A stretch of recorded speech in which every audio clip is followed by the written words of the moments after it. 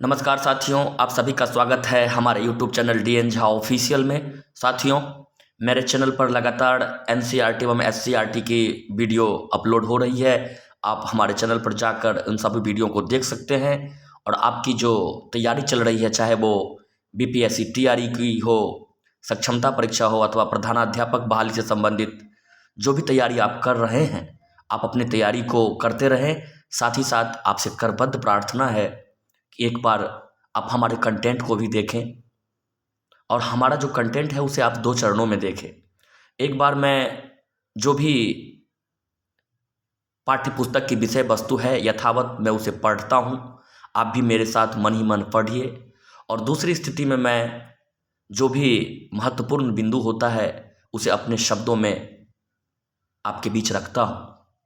तो इन 2 स्थितियों को आप ध्यान में रखकर हमारे वीडियो को देखें। निश्चित रूप से साथियों आपको बहुत लाभ होगा और आप जो भी तैयारी कर रहे हैं उसे करते रहें। साथ ही आप कुछ समय हमारे साथ भी बिताएं, आपके लिए निश्चित रूप से लाभप्रद होगा। तो साथियों, आज हम SCERT वर्ग 8 के इतिहास की पुस्तक अतीत से वर्तमान के पहले अध्याय की चर्चा करेंगे और आज का हमारा विषय है कब, कहाँ और कैसे। तो आइए शुरुआत करते हैं आज के अपने इस क्लास का। पिछली कक्षाओं में हमने यह जाना कि अध्ययन की सुविधा के लिए इतिहास को प्राचीन, मध्य एवं आधुनिक 3 कालखंडों में बांटा गया है। कक्षा 6 में आपने प्राचीन एवं कक्षा 7 में मध्यकाल में हुए परिवर्तनों एवं विशेषताओं के बारे में जाना। अब कक्षा 8 में हम मुख्य रूप से आधुनिक काल में हुए परिवर्तनों और उनकी जानकारी हमें जिन स्रोतों से मिलती है उसके बारे में जानेंगे। प्रत्येक काल में होने वाली परिवर्तन की ही उस काल की विशेषता होती है। यह आप भी जानते हैं कि हमारी दुनिया शुरू से लेकर आज तक कभी भी स्थिर नहीं रही। यह हम लोगों ने सामूहिक क्रियाकलापों के कारण हमेशा बदलती रहती है। इन बदलाव के कारण हमारे समाज, अर्थव्यवस्था, राजनीति, कला, संस्कृति आदि प्रायः सभी क्षेत्रों में परिवर्तन होते रहते हैं। आधुनिक युग में बहुत सारे परिवर्तन हुए। ये परिवर्तन हमारे देश के साथ साथ दुनिया के अन्य भागों में भी हुए।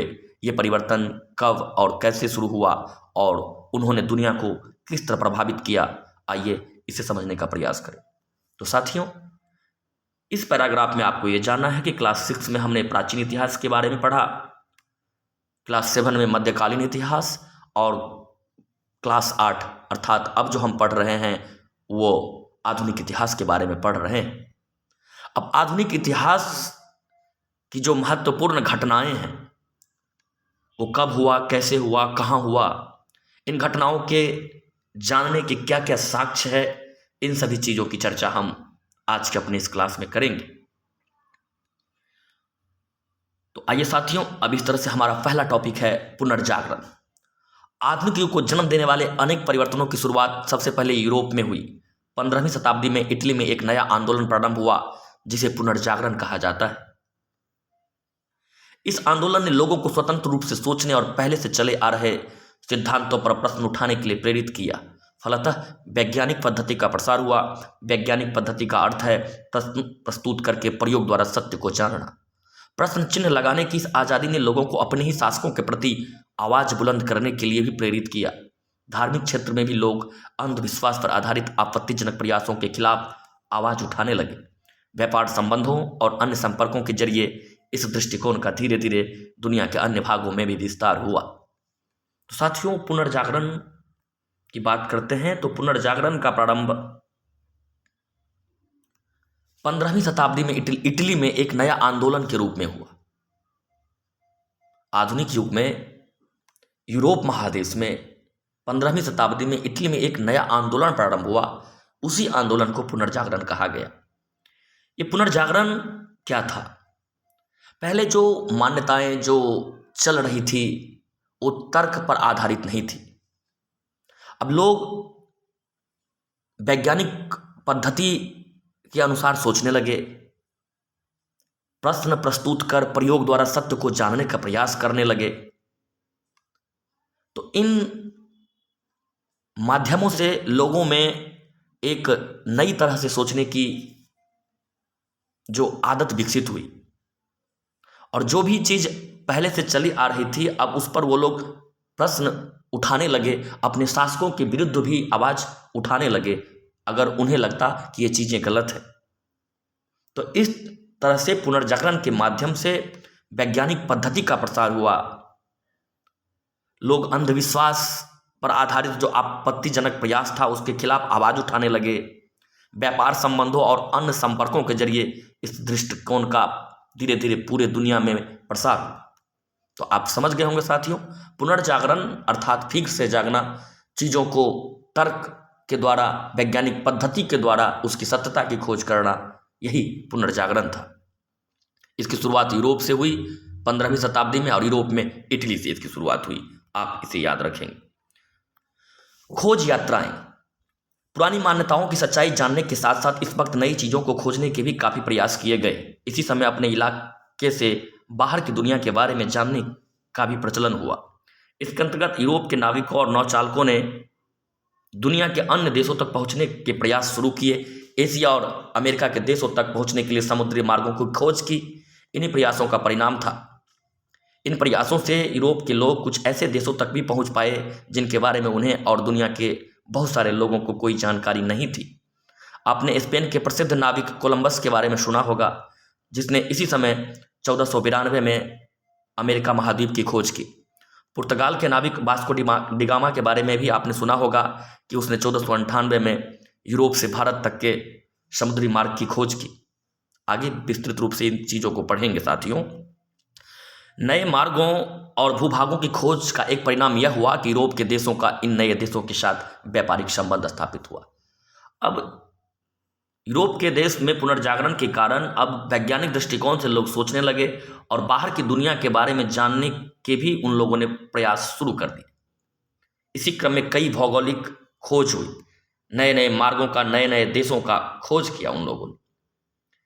यूरोप के जो नाविक थे, जो आप जिसके बारे में सुना होगा, कोलंबस के बारे में, वो स्पेन के थे और उन्होंने 1492 ईस्वी में अमेरिका महाद्वीप की खोज की। वास्को डी गामा ने 1498 में भारत और यूरोप के बीच समुद्री मार्ग की खोज की। इन नए नए मार्गों के खोज का परिणाम यह हुआ कि यूरोप के देश अब उन नए नए जगहों से व्यापारिक संबंध स्थापित करना शुरू किया। अब जब नई नई जगह उन्होंने खोज ली, अब उन जगहों से भी उन्होंने व्यापारिक संबंध स्थापित करना शुरू किया।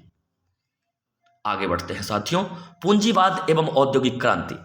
इन व्यापारिक संबंधों से यूरोप के व्यापारियों ने बहुत लाभ कमाया। लाभ होने के कारण धीरे धीरे इनके पास पूंजी जमा होने लगी। इसी पूंजी को उन्होंने पुनः व्यापार में लगाया। इस प्रकार 15वीं शताब्दी के अंत तक यूरोप में एक नई सामाजिक व्यवस्था का जन्म हुआ, जिसे पूंजीवाद कहते हैं।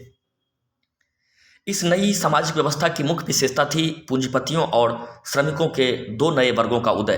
पूंजीपति व्यापार के लिए तैयार होने वाली वस्तुओं के मालिक थे और उनका मुख्य उद्देश्य था मुनाफा कमाना। श्रमिक लोग वस्तुओं का उत्पादन करते थे और पूंजीपतियों से वेतन प्राप्त करते थे। पूंजीवाद के विकास के साथ साथ उत्पादन के तरीकों में भी परिवर्तन होने लगा। अतः आप जानते होंगे कि मध्यकाल में कपड़े जुलाहे अपने हाथों से बनाते थे। आधुनिक युग में कपड़े जुलाहे के अतिरिक्त मशीनों से भी तैयार किए जाने लगे। मशीनीकरण की यह प्रक्रिया इंग्लैंड में 18वीं सदी के उत्तरार्ध में शुरू हुई और फिर धीरे धीरे अन्य देशों में भी फैली, जिसे औद्योगिक क्रांति नाम दिया गया। साथियों, इस पैराग्राफ में आपको दो चीज जानना है। पहला चीज पूंजीवाद। अब जब वो व्यापारी, यूरोप के व्यापारी अन्य देशों में गए, व्यापार करने लगे, तो उन्होंने क्या किया, व्यापार की पूंजी को बार बार लगाया। जो लाभ मुनाफा होता था उस पूंजी को भी वो लगा देते थे। इससे उनकी पूंजी लगातार बढ़ने लगी। इसी को पूंजीवाद कहा गया। दूसरा, व्यापार काफी तेजी से बढ़ रहा था, तो वस्तुओं के उत्पादन में जो पहले श्रमिकों पर निर्भर था उसमें एक नई परिवर्तन आया। अब मशीनों का प्रयोग होने लगा और मशीनीकरण की यह प्रक्रिया इंग्लैंड में शुरू हुई 18वीं शताब्दी के उत्तरार्ध में, यानी 1750 ईस्वी के बाद इंग्लैंड में मशीनीकरण की प्रक्रिया हुई। अब जो हाथ से वस्तुओं का उत्पादन होता था अब मशीनों के द्वारा होने लगा और धीरे धीरे ये विश्व के अन्य भागों में फैला और इसी को औद्योगिक क्रांति कहा जाता है। तो औद्योगिक क्रांति की शुरुआत इंग्लैंड से हुई 18वीं शताब्दी के उत्तरार्ध में, अर्थात 1750 ईस्वी के बाद। और इन पूंजीवादी और औद्योगिक क्रांति से जो माल बना ज़्यादा संख्या में, और जो पूंजीवादी व्यवस्था बनी, उसमें दो मुख्य वर्ग थे। एक पूंजीपति वर्ग जो बिजनेस व्यापार करते थे, और दूसरा जो उसमें काम करते थे, उन पूंजीपतियों से वेतन प्राप्त करते थे, श्रमिक वर्ग। समझ गए होंगे साथियों। आगे बढ़ते हैं अगले टॉपिक की तरफ। उपनिवेशवाद एवं साम्राज्यवाद। उद्योगों की स्थापना के कारण इन देशों में वस्तुओं का उत्पादन काफी तेजी से होने लगा। अब इन तैयार वस्तुओं को बेचने के लिए बाजार की आवश्यकता थी, साथ ही इन वस्तुओं को तैयार करने के लिए कच्चे माल की भी आवश्यकता थी। इन दोनों ही आवश्यकताओं ने यूरोप के देशों को अपने देशों से बाहर की दुनिया में पैर फैलाने पर मजबूर कर दिया। इन देशों को लगा कि अगर वे दूसरे देशों की अर्थव्यवस्था पर काबू पा लेंगे तो उन्हें अपने उद्योगों के लिए न केवल कच्चा माल सस्ते दामों पर मिलने लगेगा, बल्कि उनके तैयार माल के लिए बाजार भी उपलब्ध हो जाएगा। इससे साम्राज्यवादी व्यवस्था की शुरुआत हुई। 18वीं शताब्दी के उत्तरार्ध में शुरू हुई यह प्रक्रिया एशिया, अफ्रीका और दक्षिण अमेरिका के अधिकांश देशों को औद्योगिक यूरोपीय देशों के आर्थिक व राजनीतिक नियंत्रण के अंदर ले आई। इस प्रक्रिया के अंदर शासित देश कॉलोनी अर्थात उपनिवेश कहलाए। बड़े पैमाने पर इस प्रक्रिया को अपनाने के कारण इसको औपनिवेशिक युग भी कहते हैं। तो पूंजीवाद और औद्योगिक क्रांति के बाद अब यूरोप के देशों में अन्य देशों पर नियंत्रण स्थापित करने की होड़ मच गई, ताकि वो वहां से कच्चा माल भी प्राप्त करें और अपने द्वारा उत्पादित वस्तुओं को वहां बेच सके। तो इसके लिए उन्होंने जो एशिया, अफ्रीका और दक्षिण अमेरिका के जो अधिकांश हिस्से थे, उन हिस्सों पर कब्जा जमाने का प्रयास शुरू किया, उसके को अपने आर्थिक व राजनीतिक नियंत्रण के अंदर लेने का प्रयास किया। इसी प्रक्रिया के अंदर जो देश, शासित देश कॉलोनी अर्थात उपनिवेश कहलाए।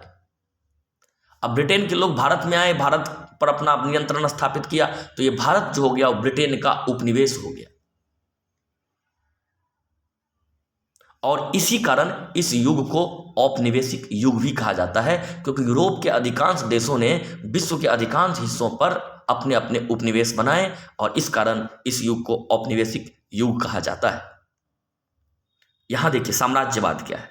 सैनिक अथवा अन्य तरीके से विदेशी भूभाग के प्रदेशों को अपने अधीन कर अपना राजनीतिक प्रभुत्व स्थापित करना साम्राज्यवाद है। सैनिक के माध्यम से हो अथवा अन्य तरीके से हो, किसी दूसरे देश की भूमि और उसके प्रदेशों को अपने अधीन कर लेना, उस पर अपना राजनीतिक प्रभुत्व स्थापित कर लेना ही साम्राज्यवाद है। तो साथियों, आप उपनिवेश, उपनिवेशवाद और साम्राज्यवाद इन चीजों को समझ गए होंगे। अगर आपको लगता है कि अभी सही से नहीं समझ पाए तो एक बार फिर से आप इन्हें सुन ले, देख ले। आगे बढ़ते हैं साथियों। अमेरिकी एवं फ्रांसीसी क्रांति। दुनिया में हो रहे इन बदलावों के बीच 18वीं सदी के अंतिम दशकों में दो और महत्वपूर्ण बदलाव हुए। पहले का संबंध अमेरिका के स्वतंत्रता संग्राम से एवं दूसरे का संबंध फ्रांसीसी क्रांति से है। अमेरिका की खोज के बाद वहां पर यूरोप के देशों ने अपना कब्जा जमा लिया था। धीरे धीरे यहां बस गए लोगों ने ही यूरोपीय देशों के शासन के खिलाफ संघर्ष शुरू किया। इसी तरह फ्रांस के लोगों ने भी राज परिवार तथा सामंत वर्ग के खिलाफ संघर्ष शुरू किया। इन दोनों ही देशों में लोगों का अत्याचार, शोषण और अन्याय के खिलाफ एकजुट होकर किया गया संघर्ष सफल रहा। इसके बाद इन देशों के लोगों ने अपने अपने देशों में गणतंत्र प्रणाली की सरकारें स्थापित की। स्वतंत्रता और समानता उनके मार्गदर्शक सिद्धांत बन गए। फ्रांस और अमेरिका के इन आंदोलनों का कई देशों के लोगों पर बड़ा प्रभाव पड़ा। इसका एक प्रभाव यह भी था कि धीरे धीरे एक निश्चित क्षेत्र में रहने वाले लोगों में, जो लंबे समय से एक दूसरे के साथ थे, एक जैसी भाषा बोलते थे, उन्हें एक जैसा मानने या एक राष्ट्र के रूप में पहचाने जाने की परंपरा शुरू हुई। अब साथियों,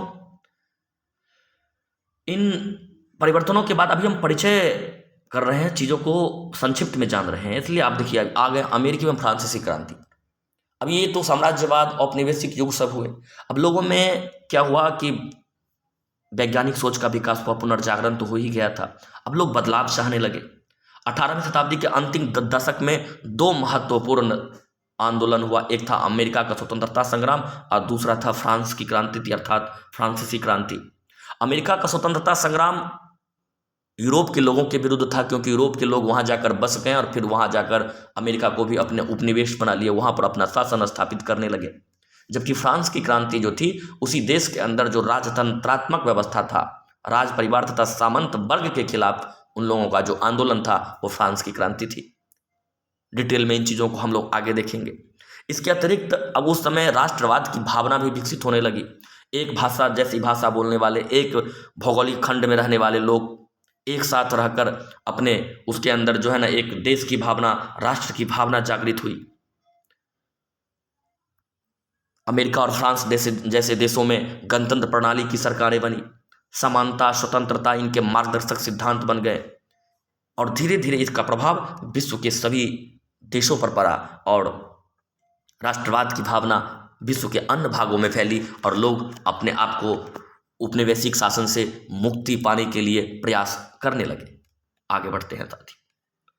आधुनिक काल एवं हमारा देश। इस प्रकार यूरोप में हुए इन परिवर्तनों से प्रभावित होकर अन्य देशों के लोगों ने नए ढंग से सोचना विचारना शुरू कर दिया। नए उपनिवेशों की तलाश में जब यूरोपीय हमारे देश में आए तो हमारे देश पर भी इन परिवर्तनों का प्रभाव पड़ा। आपको याद होगा कि 18वीं सदी के शुरू में हमारा देश किस तरह टुकड़ों टुकड़ों में बटा हुआ था। इसी समय यूरोप के व्यापारी भारत के विभिन्न भागों में व्यापार में जुटे थे। उनमें से जो व्यापारी इंग्लैंड से आए थे वे व्यापार करते करते धीरे धीरे हमारे देश के शासक बन बैठे। इन्होंने हमारे देश के स्थानीय नवाबों व राजाओं को हराकर अपना अपना शासन स्थापित किया।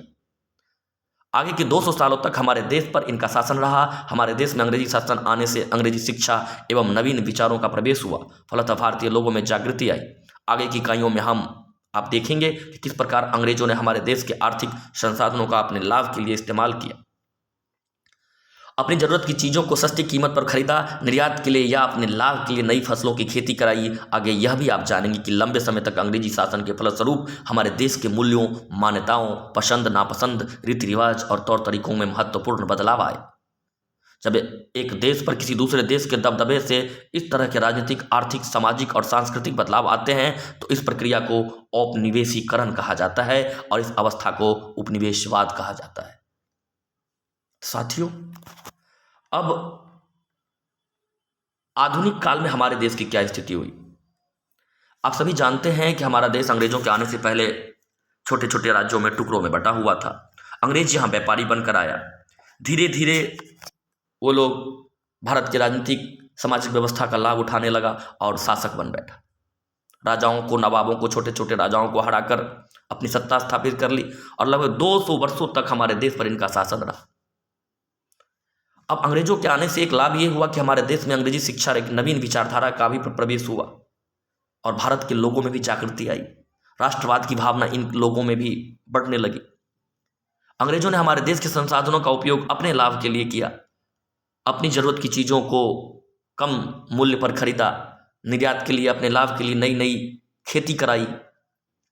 इन अपने अनुसार से हमारे देश के आर्थिक संसाधनों का उन्होंने दोहन किया और इस तरह की जब एक देश पर किसी दूसरे देश के दबदबे से, किसी एक देश पर दूसरे देश के दबदबे से इस तरह के राजनीतिक, आर्थिक, सामाजिक और सांस्कृतिक बदलाव आते हैं तो इस प्रक्रिया को औपनिवेशीकरण कहा जाता है और इस व्यवस्था को उपनिवेशवाद कहा जाता है। समझ गए होंगे साथियों। जब कोई बाहरी शक्ति किसी अन्य देश, भूभाग पर अपना नियंत्रण स्थापित करके वहाँ अपना जो उनका राजनीतिक, सामाजिक और आर्थिक हित है उसकी पूर्ति करता है, उसके लिए प्रयास करता है, अपने तरीके से उस देश पर शासन करता है, इस प्रक्रिया को उपनिवेशीकरण कहा जाता है और इस व्यवस्था को, अवस्था को उपनिवेशवाद कहा जाता है।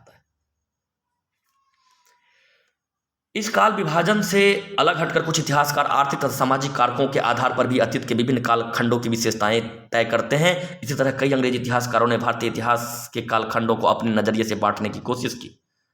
1817 में स्कॉटलैंड के अर्थशास्त्री, इतिहासकार और राजनीतिक दार्शनिक जेम्स मिल ने 3 खंडों में history of British India, Bharat का इतिहास नामक एक किताब लिखी। इस किताब में उन्होंने भारत के इतिहास को हिंदू, मुस्लिम और ब्रिटिश 3 कालखंडों में बांटा। यह विभाजन इस विचार पर आधारित था कि शासकों का धर्म ही एकमात्र महत्वपूर्ण ऐतिहासिक परिवर्तन का द्योतक होता है। कालखंडों में इस निर्धारण को उक्त वक्त लोगों ने मान भी लिया। अब चूंकि भारत तो अंग्रेजों के अधीन था, अब इस काल विभाजन भी इतिहासकार आर्थिक सामाजिक कारकों के आधार पर अतीत के विभिन्न कालखंडों की विशेषताएं तय करते थे। इनमें इसी तरह के एक अंग्रेज इतिहासकार थे जो स्कॉटलैंड के थे। 1817 ईस्वी में उन्होंने एक पुस्तक लिखी, British history of British India. उन्होंने 3 खंडों में लिखी। और जेम्स मिल ने भारतीय इतिहास को 3 खंड में बांटा, हिंदू, मुस्लिम और ब्रिटिश। देखिए यहाँ ध्यान दीजिए, प्राचीन इतिहास को उन्होंने हिंदू काल कहा, मध्यकालीन इतिहास को उन्होंने मुस्लिम काल कहा, और जो आधुनिक इतिहास था तो उसे उन्होंने ब्रिटिश काल कहा। लेकिन उसका भी तो धर्म था, अगर धर्म के आधार पर था तो उसको भी ईसाई इतिहास कहा जाना चाहिए, ईसाई काल कहा जाना चाहिए। ऐसा उन्होंने नहीं कहा, हिंदू, मुस्लिम और ब्रिटिश काल कहा। यानी अपने आप को कहा कि यहाँ तो पहले हिंदू और मुस्लिम के आधार पर शासन था, अब हम ब्रिटिश काल 3 कालखंडों में अपने आप को सुपर साबित करने की कोशिश थी। और इस निर्धारण को उस समय लोगों ने मान भी लिया।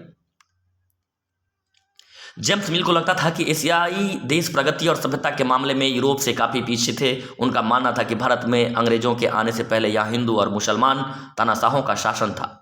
भारत के लोग इतने पिछड़े और असभ्य थे कि अंग्रेजी शासन से ही उसका कल्याण हो सकता था। अंग्रेज भारतीयों से श्रेष्ठ और बेहतर थे।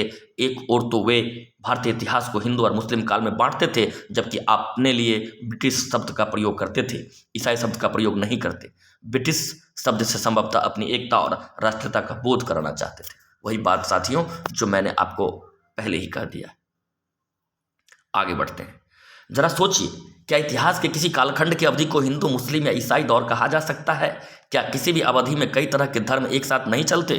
क्या किसी अवधि में अन्य धर्मों के लोगों के जीवन तौर तरीकों का कोई महत्व नहीं होता? हमें याद रखना चाहिए कि किसी भी अवधि का इतिहास किसी एक तरह के लोगों से अकेले नहीं बनता, बल्कि समाज के सारे लोगों को एक साथ मिलकर साथ चलने से बनता है।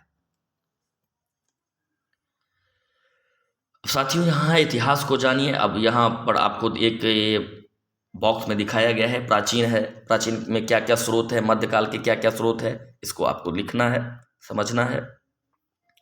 आगे बढ़ते हैं। 7वीं कक्षा में हम लोगों ने ये पढ़ा था। 7वीं कक्षा में हमने पढ़ा था कि 19वीं सदी से पहले के सालों में छापाखाने नहीं थे। लिपिक या नकल नवीस हाथ से ही पांडुलिपियों की प्रतिकृति बनाते थे। बाद में 19वीं सदी के मध्य तक छपाई तकनीक के माध्यम से सरकारी विभाग की कार्रवाइयों में दस्तावेज की कई प्रतियां बनाई जाने लगी। इन महत्वपूर्ण दस्तावेजों की प्रतियों को आप आज भी अभिलेखागार एवं पुस्तकालयों में देख सकते हैं। आपको यह जानना है कि जो छपाई का साधन जो है वो बाद में आया, पहले हाथ से ही पांडुलिपियां बनाई जाती है। 19वीं सदी के मध्य तक छपाई तकनीक के माध्यम से अब सरकारी कार्यकाल होने लगा था भारत में, और उन सभी को जो सरकारी दस्तावेज होते थे उन्हें अभिलेखागारों और पुस्तकालयों में रखा जाता था। अभिलेखागारों में सरकार के दस्तावेज को सुरक्षित रखा जाता है। इन दस्तावेजों में सरकार की योजनाओं एवं कर से संबंधित दस्तावेज, पुलिस एवं CID रिपोर्ट, विभिन्न राजनीतिक पार्टियों की गतिविधियों के रिकॉर्ड, विभिन्न कमीशनों के रिकॉर्ड आदि शामिल होते हैं। आज भी हर जिले में एक एक रिकॉर्ड रूम होते हैं, जैसे दफ्तर, कलेक्टरेट, कमिश्नर का दफ्तर, कचहरी आदि, ये सब रिकॉर्ड रूम है। तो इस तरह से साथियों आप देख सकते हैं। आत्मकथा एवं जीवनी के संबंध में ये तो रिकॉर्ड रूम हो गए, पुस्तकालयों में मिलेंगे। ये स्रोत की हम बात कर रहे हैं, ऐतिहासिक स्रोत की। अब आत्मकथा एवं जीवनी के संबंध में अपने शिक्षक की सहायता से चर्चा करने के लिए कहता है। हमारे देश की राजधानी दिल्ली में राष्ट्रीय अभिलेखागार, नेहरू स्मारक पुस्तकालय एवं पटना स्थित सच्चिदानंद सिन्हा पुस्तकालय, बिहार राज्य अभिलेखागार जैसी संस्थाओं में जाकर इन सामग्रियों का अध्ययन आप कर सकते हैं। आपको इनमें जान लेना है कि राष्ट्रीय अभिलेखागार कहाँ है, तो नई दिल्ली में है। नेहरू स्मारक पुस्तकालय कहाँ है, और सच्चिदानंद सिन्हा पुस्तकालय कहाँ है, पटना में है। बिहार राज्य अभिलेखागार जैसी संस्थाएं भी पटना में है। इन्हीं फैक्ट्स को आपको देख लेना है साथियों। तो इस तरह से अब ये ऐतिहासिक स्रोत को दिखाया गया है, ये आप यहाँ देख सकते हैं। इसमें आप पढ़ेंगे ऐतिहासिक स्रोतों के बारे में, और बहुत सारे जो उसमें उपन्यास है, ऐतिहासिक घटनाओं पर आधारित फिल्म भी बनते रहते हैं। ये सभी जो है ना उपन्यास, यहाँ आप देख सकते हैं कि मुंशी प्रेमचंद्र के बारे में आप सुने होंगे। इनकी कई रचनाएं हैं, गबन, गोदान, कफन। अब यही प्रश्न बनेंगे कि मुंशी प्रेमचंद की रचनाएं हैं, तो गबन, गोदान, कफन, इस सब में उन्होंने बहुत ही सामाजिक व्यवस्थाओं का उन्होंने जिक्र किया है। यहाँ महत्वपूर्ण कुछ फैक्ट है। करीब 200 साल पहले कैमरे का आविष्कार हुआ था। भारत में इसका इस्तेमाल 1850 ईस्वी के दौरान शुरू हुआ। मुगल साम्राज्य के अंतिम बादशाह बहादुर शाह द्वितीय का फोटो उपलब्ध है। वह पहला और आखिरी मुगल बादशाह था जिसकी फोटो कैमरे से खींची गई थी। ऐतिहासिक स्रोत के रूप में व्यक्तियों, स्थानों और वस्तुओं के फोटो बहुत उपयोगी साबित होते हैं। तो फोटो भी एक ऐतिहासिक साक्ष्य है, स्रोत है। 200 साल पहले इसका आविष्कार हुआ था। भारत में 1850 के दौरान शुरू हुआ। आप जानते हैं कि 1857 के दौरान मुगल बादशाह, अंतिम मुगल बादशाह था बहादुर शाह द्वितीय। इनका फोटो उपलब्ध है, यहाँ दिखाया गया है। आगे बढ़ते हैं साथियों। ये सभी ऐतिहासिक साक्ष्य देखिए। उस समय के जो पेपर, न्यूज पत्रिकाएं छपते थे, समाचार पत्र, इनमें नेहरू जी का जो 31 मार्च को पंडित जवाहरलाल नेहरू छपरा से अपनी सभा की शुरुआत की, इसको छापा गया है पेपर में। आप देख सकते हैं ये सभी ऐतिहासिक साक्ष्य है, ये पेपर के अंश है। आप, ये सब महत्वपूर्ण चीज़ नहीं है, आपको सिर्फ यही जानना है कि ये साक्ष्य है, ऐतिहासिक साक्ष्य है। और हमारे पास आधुनिक इतिहास के बहुत सारे साक्ष्य हैं, लिखित साक्ष्य सब भी हैं, सरकारी दस्तावेज है, रिकॉर्ड है, जो पुस्तकालयों में मिलेंगे। बहुत सारी ऐसी चीज़ें हैं जिससे सभी बातें आप देख सकते हैं और समझ सकते हैं। ये सब स्रोत है। देखिए, वायसराय के नाम गांधी जी का पत्र है। वायसराय के नाम गांधी जी ने वायसराय को पत्र लिखा है सत्याग्रह आश्रम से साबरमती। यहाँ देखिए 2 मार्च 1930 ईस्वी को यह पत्र लिखा गया है। ये सब साक्ष्य है, ऐतिहासिक साक्ष्य। ये देखिए साथियों, समय के साथ परिवर्तन, इसको जान लेते हैं। कक्षा 7 में हम लोगों ने पढ़ा था कि समय के साथ हमारे समाज में अनेक परिवर्तन होते रहते हैं। ये परिवर्तन कभी शब्दों के अर्थ, कभी स्थानों के नाम, कभी भौगोलिक सीमाओं एवं जीवन शैली के संदर्भ में होते हैं। भारतीय उपमहाद्वीप के आधुनिक भारत, बांग्लादेश, नेपाल, पाकिस्तान, भूटान और मालदीव सम्मिलित है। इनमें भारत और पाकिस्तान तथा बांग्लादेश अंग्रेजों के भारतीय साम्राज्य के अभिन्न अंग थे। म्यांमार, तत्कालीन बर्मा तथा श्रीलंका, तत्कालीन सिलोन भी 1937 ईस्वी तक अंग्रेजों के एशियाई साम्राज्य के अंग थे। स्वतंत्रता के बाद हमारा देश हिंदुस्तान 2 भागों में विभाजित हुआ। बलूचिस्तान, सिंध, पश्चिमी पंजाब एवं पूर्वी बंगाल पाकिस्तान में चले गए। बाद में पाकिस्तान का पूर्वी हिस्सा अलग होकर बांग्लादेश के नाम से स्वतंत्र देश बना। 20वीं शताब्दी के प्रारंभ में बिहार एवं उड़ीसा बंगाल प्रांत के अंग थे। 1912 में बिहार एवं उड़ीसा को बंगाल से अलग कर नए प्रांत के रूप में संगठित किया गया। 1936 में उड़ीसा को बिहार से अलग कर 2 अलग अलग प्रांत का दर्जा दिया गया। पुनः 15 नवंबर 2000 को बिहार को उसके दक्षिणी पठारी क्षेत्र को अलग कर पृथक झारखंड राज्य का गठन हुआ। साथियों, ये कह रहा है कि समय के साथ परिवर्तन होता है। भारत अपना देश जो है, उसकी भौगोलिक सीमाओं में, नाम में, हर चीज में परिवर्तन समय के साथ होता रहता है। तो जब भारत में ब्रिटेन का शासन था तो उस समय भारत, बांग्लादेश, नेपाल, पाकिस्तान, भूटान और मालदीव सभी भारतीय उपमहाद्वीप में, अभी भी अगर भारतीय उपमहाद्वीप की बात करें, इंडियन सब कंटिनेंट की बात करें, तो उसमें अभी का जो भारत है, बांग्लादेश है, नेपाल है, पाकिस्तान है, भूटान है और मालदीव है, सभी सम्मिलित है। लेकिन स्वतंत्रता प्राप्ति के बाद भारत 2 भागों में बटा, भारत और पाकिस्तान। और आप देखेंगे कि उस समय तत्कालीन बर्मा, ये भी ब्रिटिश साम्राज्य के हिस्सा थे, लेकिन बाद में सब अपने अपने स्वतंत्र हो गए। बलूचिस्तान, सिंध, पश्चिमी पंजाब और पूर्वी बंगाल मिलाकर के पाकिस्तान बना। और जो पूर्वी बंगाल बाद में अलग भी हो गया और स्वतंत्र देश बन गया बांग्लादेश के नाम से। भारत की बात करें तो भारत में आप देखिए कि 20वीं शताब्दी के प्रारंभ में बिहार, उड़ीसा, जो हम लोग भी जिस बिहार में रहते हैं और जो वर्तमान में उड़ीसा है, सभी बंगाल प्रांत के अंग थे। 1912 में पहली बार बिहार अलग हुआ बंगाल से। फिर 1936 में बिहार से उड़ीसा को अलग कर 2 अलग अलग प्रांत बनाया गया। अब पुनः 15 नवंबर 2000 को बिहार से दक्षिणी हिस्से, जो उसके पठारी हिस्सा था, उसको अलग करके एक नया राज्य झारखंड बना दिया गया। अर्थात समय के साथ देश की राजनीतिक भौगोलिक सीमाओं में परिवर्तन होते रहते हैं। ये देखिए साथियों, ये बिहार के पुराने मैप है जिसमें झारखंड भी शामिल है। ये भारत का मैप है। इस तरह से आप इन सभी को देख सकते हैं। ये साक्ष्य भारत और राजनीतिक मानचित्र है, भारत का राजनीतिक मानचित्र है, इसमें दिखाया गया है। इस तरह से ये सब आप देख सकते हैं इन साक्ष्यों को। अब कुछ प्रश्न है, इसकी भी चर्चा कर ही लेते हैं। पूंजीपतियों का मुख्य उद्देश्य था अधिक से अधिक खाली स्थान में मुनाफा कमाना, मुनाफा बढ़िए। 15वीं शताब्दी में एक नए आंदोलन की शुरुआत हुई जिसे पुनर्जागरण कहते हैं। मशीनों से वस्तुओं के उत्पादन की प्रक्रिया को क्या कहते हैं? औद्योगिक क्रांति कहते हैं। सरकारी दस्तावेजों को सुरक्षित कहाँ रखा जाता है? तो अभिलेखागारों में। अभिलेखागारों में आप इसे भरेंगे। रिकॉर्ड रूम होते हैं। समय के साथ देश और राज्य की भौगोलिक सीमाओं में परिवर्तन होते रहते हैं। ये भौगोलिक शब्द इसमें भरेंगे। कुछ कथन है, सत्य और असत्य को बताना है, सही गलत बताना है। वैज्ञानिक पद्धति का अर्थ है प्रश्न प्रस्तुत कर प्रयोग द्वारा ज्ञान प्राप्त करना, सत्य कथन है साथियों। अंग्रेज इतिहासकार जेम्स मिल का भारतीय इतिहास को धर्म के आधार पर बांटना उचित था, बिल्कुल उचित नहीं था, अनुचित था, असत्य कथन है, गलत कथन है। अमेरिकी स्वतंत्रता संग्राम के बाद वहां के लोगों ने गणतंत्र प्रणाली की शुरुआत की, सत्य कथन है। ऐतिहासिक स्रोतों से आम आदमी के बारे में जानकारी मिलती है, असत्य कथन है।